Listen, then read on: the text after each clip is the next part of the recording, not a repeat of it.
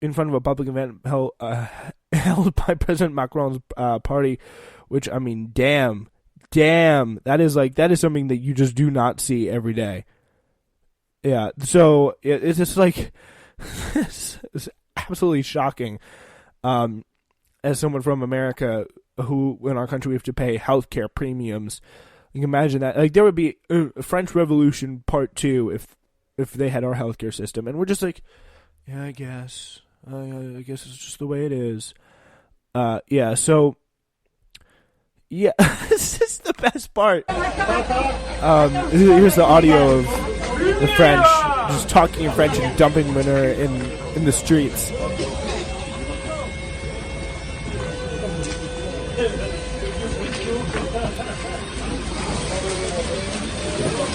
And it just all goes off this big dump truck. And there's two of them. I guess 1 ton each of manure just dumped out in the streets. People clapping.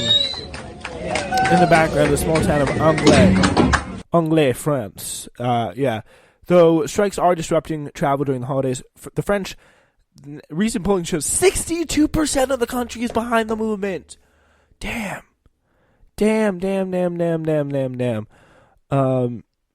That is just insane. Wow. 62% of the country is behind this strike.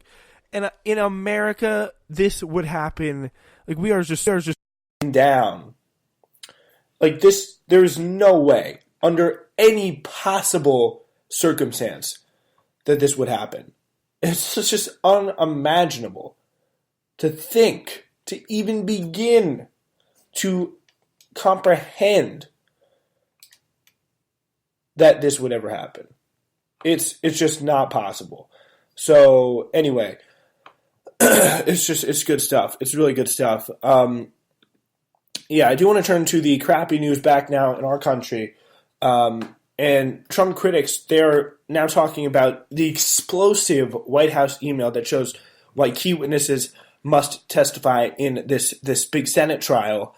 They've been obtained late Friday night by the Center for Public Integrity. It showed that a budget official ordered the Pentagon to put a hold on congressionally appropriated military aid to Ukraine and keep quiet about the freeze just 90 minutes after President Donald Trump's infamous phone call with... Yeah, so pretty much the way it stands at this time is that these internal White House emails that were obtained late Friday night, they show that literally just 90 minutes after President Donald Trump's infamous July 25th phone call, the one that started all this big impeachment affair, this impeachment imbroglio, I guess you could call it, a budget official ordered the Pentagon to put a hold, again, on this congressionally appropriated military aid. This shows so completely and really illustrates in a very, very effective way what the Democrats are talking about here when they're making this case. It shows what exactly they're trying to prove. I apologize before about these microphone problems that we seem to keep having here. Yeah, no, I guess it's going to sound a little bit tinny, but it'll be all right. But anyway, yeah, so this Center for Public Integrity showed a budget official ordered the Pentagon to put a hold on this congressionally appropriated aid to Ukraine 90 minutes after President Trump's phone call. So it's like, boom, 90 minutes, just 90 minutes later, not 90 days, not 30 days, 90 minutes, not even 90 hours. This came to pass here. So, given the sensitive nature of the request, I appreciate you keeping the information closely held to those who need to know to execute the directions, said Michael Duffy, a Trump-appointed senior official with the Office of Management and Budget, pretty much furthering the conviction in the facts here and the really strong case to make that nobody could really deny that Trump is not guilty of the crime he was accused of. Which is holding military aid in exchange for political dirt, which is exactly what happened. The military aid was held just after the call. The email was sent just 90 minutes after Trump's infamous July 25th phone call, it says here. So it's right there. It's literally right there, all in front of everyone for everything. It's very, very clear to see. Yeah, so the email was just one revelation in the 146 pages of heavily redacted documents obtained by the Center for Public Integrity after won a Freedom of Information Act lawsuit against the Trump administration. As CPI National Security Editor Jeffrey Smith wrote Friday, the U.S. law mandates that once Congress appropriates funds like the Ukraine assistance and the President signs the relevant spending bill, the executive branch must spend those funds. It's part of the checks and balances. It's the way the government works. The President cannot simply ignore Congress's direction, no matter how inconvenient or unappealing this might be. If funds are withheld or shifted elsewhere, this cannot be done in secret, and Congress must approve. So it's not the way it's supposed to work. Like, when Congress is the power of the purse, we know that. That's been very well established, that Congress has the authority to come in and do those things. And if that is not, if this is not clear and this is not upheld, like, this is very, very serious problems. So, yeah. The Senate Minority Leader Chuck Schumer quickly seized upon the email as further evidence that Duffy, acting White House Chief of Staff Mick Mulvaney, and other witnesses must testify in Trump's impeachment trial in the Senate. What are they hiding? Said Schumer, holding up a copy of Duffy's email to the Pentagon during a press conference this past Sunday. This email is explosive. A top administration official, the one we've requested, is saying, stop the aid 91 minutes after Trump called Zelensky and said, keep it hush-hush. What more do you need to request a witness? I think this is really, it proves this is all out in the open here. There's not much denying that you can do after this point. If there's nothing wrong with withholding the aid, why did Duffy not want anyone to know what he was doing? If this is a thing the president can very well and easily do, like, then what's the problem? What's the problem? The problem is, it is a wrong thing to do, and it goes exactly against the principles of the principles of our Constitution. The idea that the executive branch cannot just spend funds in the way that whatever way they want to after Congress decides it. So it's just not acceptable, really, for this to happen. It just isn't. Yeah, here's Chuck Schumer's remarks on this situation. Here is what he says, and I don't know if we can listen to the whole thing because it is Chuck Schumer. He's not the. What is a trial with no witnesses and no documents? It's a sham trial. The top Democrat in the Senate on Sunday seized on a newly released email on the withholding of U.S. aid to Ukraine, saying it underscored the need for witnesses in President Donald Trump's impeachment trial. Yeah, so it's pretty much the idea of what is going on here. Duffy's email was made public just days after the House of Representatives approved 2 articles of impeachment against Trump, paving the way for a trial in a Republican-controlled Senate. In a column on Monday, the Washington Post's Paul Waldman argued that the email directly undermines the justification Trump's defenders have so often offered for holding up the aid, that it was not to coerce Trump into helping Ukraine in helping Trump's re-election campaign, but it was merely a product of Trump's passionate commitment to fighting corruption. And then they have in parentheses, please stop laughing there. So, I mean, come on. Like this, I think this just pretty much puts it out in the open here, unquestioningly. If this was true, the White House would have wanted to make sure that every relevant official in the government was informed of the suspension of the aid and why it was being undertaken. Not only does this show a direct correlation between the call and the removing the aid, this is not Waldman here, but it was before, not only does this show a direct stoppage from the call and the correlation of the aid here, it shows you that very, very clearly this was something that they knew was going to get them in a lot of trouble. And they were right. All right, so coming up next, we're talking about 2020.